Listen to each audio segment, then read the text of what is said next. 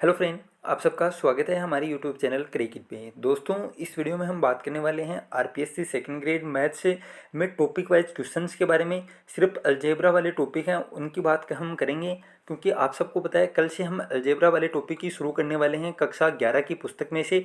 और 11th और 12th दोनों में एक एक बुक है वो चलती थी अलजेब्रा की, तो वो सब टॉपिक हम करेंगे। और सभी टॉपिक आपके लगभग सिलेबस में दिए हुए हैं, तो लगभग सिलेबस के अनुसार तो कितने परसेंट आने चाहिए एग्ज़ाम में, और 2018 वाली एग्ज़ाम और 2016 वाली एग्ज़ाम में कितने परसेंट आए, ये सब चीज़ें हम डिस्कस करने वाले हैं इस वीडियो में। इसके अलावा दोस्तों, जिन्होंने अभी तक कोर्स नहीं लिया वो ले सकते हैं। फ़ायदा क्या है कोर्स लेने का, वो हमने कल भी एक चर्चा की थी मतलब टेलीग्राम चैनल पर। वो एक बार फिर मैं बता दूं, रेट की एग्ज़ाम को 1 महीना वो बीत चुका है और 1 महीना आपने निकाल दिया। आप देख लीजिए कितने लोगों से आप पीछे हो चुके हैं, तो आपको थोड़ा जल्दी है वो पढ़ना है और कवर करना है।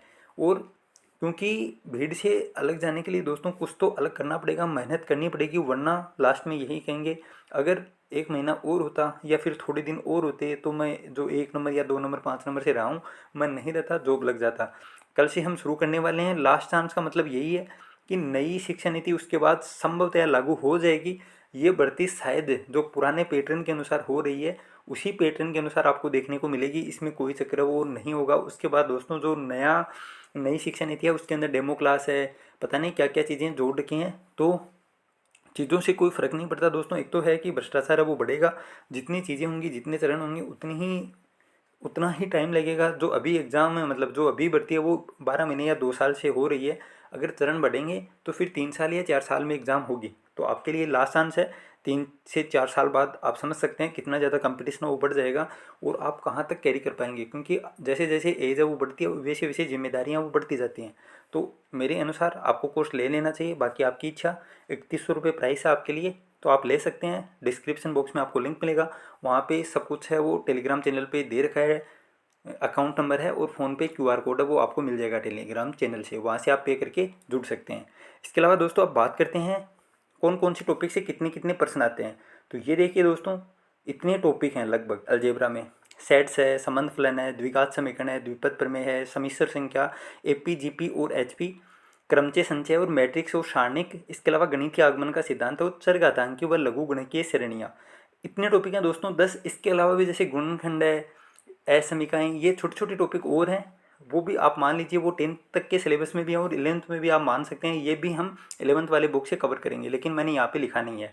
तो अब बात करते हैं दोस्तों, जो आगे आपको संख्या दिख रही है जैसे 3 3, तो ये सब क्वेश्चन है वो आने चाहिए आपके सिलेबस के अनुसार। जैसे सेट्स है उसमें से 3% आने चाहिए, संबंध और फलन है उसमें से भी 3% आते हैं, द्विघात समीकरण में 2% आते हैं, द्विपद प्रमेय से 3 आते हैं, समिश्र संख्या से 3 आते हैं, और जो श्रेणियाँ हैं तीनों उसमें से 6% आते हैं, क्रमचय संचय से 3% आते हैं, मैट्रिक्स और सारणिक से लगभग 5% आने चाहिए। इसके अलावा गणितीय आगमन का सिद्धांत दोस्तों 11th कक्षा में 1% आता है, और ये आपके डायरेक्ट सिलेबस में नहीं है, लेकिन हुआ क्या 2018 वाली एग्जाम में 2% आ गए इसमें से।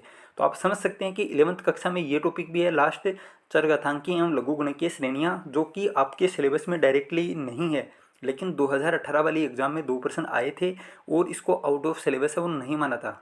तो आप समझ सकते हैं आपके लिए मोस्ट इंपॉर्टेंट बुक हैं। अगर आप ये बुक और इसके सभी क्वेश्चन कर लेंगे और सभी थ्योरी आपको याद होगी तो आप आराम से 60% नंबर, दोस्तों मैं बहुत ज़्यादा नहीं बता रहा हूँ, ये नहीं कह रहा कि हाँ इसमें से 100% आ जाएंगे, नहीं। जितने क्वेश्चन आते हैं जैसे 80% आते हैं तो 80 का 60% आप आराम से ले आएंगे, मतलब लगभग 50% आपको इसमें से देखने को मिल जाएंगे। और अगर आप 10 तक के सिलेबस के 50% निकल कर जाते हैं तो आपको दोस्तों कोई रोकने वाला है नहीं। अगर आप 50% ये कर जाएंगे, साथ में आपके 20% शिक्षण विधि होंगे, साथ में आपके 10 से 12% है वो 10 तक का सिलेबस है। इसके अलावा कॉलेज वाला मैटर दोस्तों मैं शुरू करूँगा, बहुत शानदार तरीके से पढ़ाऊँगा आपको टेंशन लेने की जरूरत नहीं है। लेकिन उसके लिए एग्ज़ाम है वो अगर अप्रैल के बाद होगी तो हमारे पास टाइम होगा, इसीलिए मैं वो अभी इंक्लूड नहीं कर रहा हूँ। लेकिन जैसे ही हम अलजेब्रा है, अवकलन है और समाकलन है, ये सब बेस है कॉलेज वाले जो टॉपिक है उनके लिए। तो इतना सब करने के बाद ही कॉलेज वाला टॉपिक है वो शुरू होंगे, उसके लिए मैं आपको जानकारी दे दूंगा।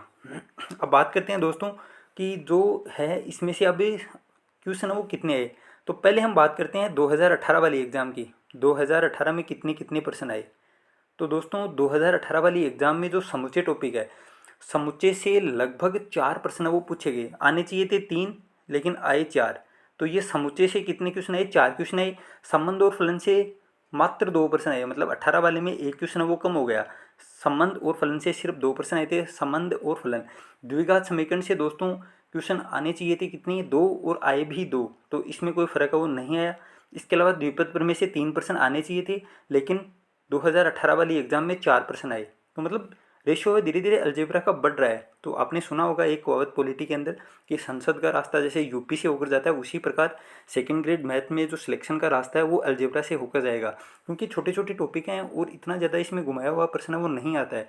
आप अगर समाकलन देखेंगे तो उसमें दोस्तों टाइम भी लगता है, लेकिन मेरे हिसाब से ये प्रश्न सबसे ईजी होते हैं और आपका टारगेट यही होना चाहिए। जो लगभग एक क्वेश्चन कितने आने चाहिए वो आप योग कर लेना, लगभग 27-28% शायद बैठता है इसका योग, तो इसमें से आप आराम से 25 क्वेश्चन कर सकते हैं। अब दोस्तों समिश्र संख्या में 3% आने चाहिए और 3% आपको 2018 वाली एग्जाम में देखने को मिले। इसके अलावा दोस्तों जो श्रेणी है उसमें से 6% आने चाहिए, लेकिन 2018 वाली एग्जाम में 4% आए। इसके अलावा क्रमचय संचय से 3% आने चाहिए, वो 3 ही 2018 वाली एग्जाम में आए। मैट्रिक्स और सारणिक को मैंने इसके अंदर ही शामिल कर लिया बाकायदा। मतलब जो 2010-11 वाली बुक में एक अलग से बुक चलती थी मैट्रिक्स और सारणिक, इसमें से 5% आने चाहिए थे। और पर्सन आए कितने 2018 में, दोस्तों 2018 में पर्सन आए 8। 8 में से भी शायद 3 या 4% दोस्तों सिर्फ क्रेमर रूल पे थे। तो सिर्फ 3 लाइनों का जो रूल है उसमें से 3% पूछे गए थे। तो आप सबको पता है कि क्वेश्चन कैसे भी आ सकते हैं, लेकिन टोटल क्वेश्चन वो लगभग उतना ही एवरेज है वो रहेगा। इसके अलावा दोस्तों गणितीय आगमन का सिद्धांत बहुत आसान है, मात्र 3 फॉर्मूले हैं, 1% आता है और एक ही 2018 वाली एग्जाम में देखने को मिला। ये हमने बात करी ली है कि इसमें से प्रश्न नहीं आते हैं, सिलेबस में नहीं है, फिर भी 2018 वाली एग्जाम में 2 प्रश्न वो पूछे गए थे। तो आप योग कर सकते हैं, लगभग 2018 में 4 और 2 6, 2 8, 4 12, 3 15, 4 19, 19 और 3 22, 22 और 8 30, 31, 32, 33, तो लगभग 33%। तो आप समझ सकते हैं कितना बड़ा वेटेज है अलजेब्रा का। 33% पूछे गए हैं, कितने में से, लगभग 78 या 80। आप 80 क्वेश्चन मान लीजिए कि 11th और 12th में से लगभग 80% आते हैं और 10% है वो 10th तक के सिलेबस में से आते हैं।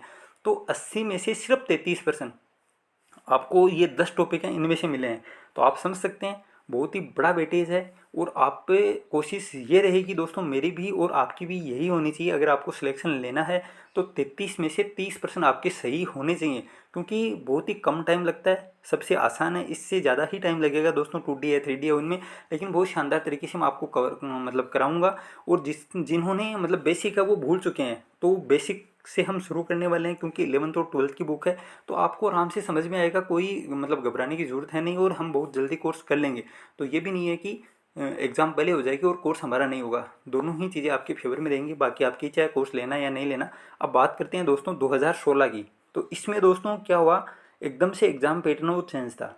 यहाँ पर आपको अलजेब्रा में से बहुत ही कम क्वेश्चन देखने को मिले, और 2D और 3D इसमें से बहुत ज़्यादा प्रश्न आए थे 2016 वाली एग्ज़ाम में। अब बात करते हैं कितने क्वेश्चन आए, तो दोस्तों समुच्चय में से मात्र 1 प्रश्न है वो देखना मिला। समुच्चय जो सेट्स है इसमें से सिर्फ 1 क्वेश्चन आया। संबंध और फलन ये 12वीं क्लास में है दोस्तों, इसमें से 3% ही आते हैं और 3 ही आपको देखने को मिले 2016 वाले एग्जाम में। इसके अलावा दोस्तों अब बात करते हैं द्विघात समीकरण। तो द्विघात समीकरण में मात्र 1% आया, बहुत ही छोटा टॉपिक है और आप आराम से कर लेंगे, इसका क्वेश्चन वो गलत नहीं होगा आपका। इसके अलावा दोस्तों द्विपद प्रमेय, इसमें एक भी प्रश्न नहीं आया दोस्तों। ये देखिए सबसे बड़ी बात, द्विपद प्रमेय बहुत ही अच्छी एक्सरसाइज है और लगभग मतलब बड़ा टॉपिक है, ऐसा नहीं है कि छोटा सा टॉपिक है, लेकिन 3% आने चाहिए। 2018 में 4 आए, लेकिन 2016 जो इससे जस्ट पहले वाली एग्जाम थी उसमें से एक भी प्रश्न देखने को नहीं मिला। इसके अलावा दोस्तों समिश्र संख्या कक्षा 12th में दे रखा है टॉपिक, बाकायदा 3% आते हैं, 3 ही 18 में आए, 3 ही 16 में आए। इसके अलावा दोस्तों जो श्रेणियाँ है इसमें से 6% आने चाहिए, लेकिन इसमें से भी 3 ही परसेंट आए 2016 वाली एग्जाम में। क्रमचय संचय में से दोस्तों 3% आने चाहिए, ये भी आपके 11th कक्षा में, और इसमें से भी मात्र 1% आया। इसके अलावा मैट्रिक्स और सारणी के दोस्तों 5% आने चाहिए, लेकिन 2016 में 4 आए। इसके अलावा गणितीय आगमन का सिद्धांत मैथमेटिकल इंडक्शन है, इसमें से मात्र 1% आया और ये आपके सिलेबस में नहीं है, मैंने आपको बताया। तो आप देख सकते हैं बहुत ही कम प्रश्न आए, लेकिन घबराने की जरूरत नहीं है। 2021 में अच्छे खासे प्रश्न वो आने की पूरी संभावना है, क्योंकि 2018 में प्रश्न आए। इसके अलावा साइंस के डिपार्टमेंट में जो एग्ज़ाम हुई थी उसके भी मैं आपको विवरण है वो दे दूंगा। अभी टाइम नहीं मिला, इतने ही प्रश्न देखने को मिले 2016 और 2018। इसके अलावा जो पहले वाले पेपर हुए हैं दोस्तों, उनके प्रश्न मैंने नहीं लिए, लेकिन आपको जो जैसे जैसे हम टॉपिक करते जाएंगे वैसे वैसे मैं आपको एग्जाम में आए हुए प्रश्न वो करवाता जाऊँगा। तो इसमें आप गिन सकते हैं लगभग 3 और 1 4, 1 5, 3 8 और 3 11, 1 12, 4 16, 1 17, तो लगभग 17 प्रश्न पूछे गए। लेकिन दोस्तों मैंने आपको बताया जो हम बुक करने वाले हैं उसी में से 2D और 3D इनमें प्रश्नों की भरमार थी। 2016 वाले पेपर में बहुत ज़्यादा प्रश्न वो पूछे गए थे। तो आप समझ सकते हैं कि घुमा फिरा के लगभग आप मान लीजिए कि 25% अलजेब्रा से आने वाले हैं। अब संख्या बढ़ भी सकती है क्योंकि जो करंट पैटर्न है वो चेंज हो रहा है। अलजेब्रा से ज़्यादा प्रश्न पूछे जा रहे हैं। इसके अलावा समाकलन से प्रश्न वो कम होते जा रहे हैं। जो 6-7 प्रश्न आने चाहिए वो दोस्तों 2018 में नहीं आए। तो आपको इनमें ज़्यादा जोर लगाना है अलजेब्रा वाले। अगर कितने भी क्वेश्चन है मान लीजिए 25 आए तो आपकी कोशिश ये होनी चाहिए कि 2-3 प्रश्न को छोड़ के मेरे सभी राइट हों, और यही कोशिश मेरी रहेगी। बाकी अगर आपका 100% साथ रहा तो हम दोस्तों आराम से जीत जाएंगे। कोई घबराने की जरूरत है नहीं, आराम से सिलेक्शन होगा सेकंड ग्रेड में। आपके पास एक अच्छी रणनीति और अच्छा मैटर होना चाहिए। बाकी सिलेक्शन दोस्तों 100% जो पढ़ता है वो सिलेक्शन लेकर जाता है। और अच्छी खासी वैकेंसी आने वाली हैं, 2200-2300 वैकेंसी मैथ्स के अंदर आएंगी। तो आप समझ सकते हैं आपके लिए गोल्डन चांस है। लगभग 10 साल बाद इतनी बड़ी भर्ती है वो आ रही है मैथ्स के अंदर, और आप आराम से कर लेंगे। इतना आपको अपने ऊपर विश्वास रखना है कि मुझे 100% सिलेक्शन लेना है। क्योंकि अगर आप सोचेंगे ये नहीं तो फिर दोस्तों तैयारी नहीं हो पाएगी। तो आपको यही सोचना है। लगभग आपका टारगेट है वो 280 होना चाहिए दोस्तों, जिसमें से आप लगभग 150-160 का टारगेट है वो मैथ्स के अंदर होना चाहिए, और 120 प्रश्नों का टारगेट आपको जीके के अंदर रखना है। अब बात करते हैं दोस्तों अगले वीडियो में इससे आगे। कल से हम शुरू करने वाले हैं। जिन्होंने अभी कोर्स नहीं लिया वो कोर्स ले सकता है। डिटेल है वो आपको टेलीग्राम चैनल पर मिल जाएंगी। सभी अकाउंट नंबर है, फ़ोन पे QR कोड है, उससे आप ले सकते हैं। तो अब मिलते हैं जल्दी दूसरे वीडियो में। इस वीडियो में इतना ही। उम्मीद करता हूँ वीडियो आपको पसंद आया होगा। वीडियो को आप ज़्यादा से ज़्यादा लाइक करेंगे, अपने दोस्तों के साथ शेयर भी करेंगे। Thank you. जय हिंद, जय भारत।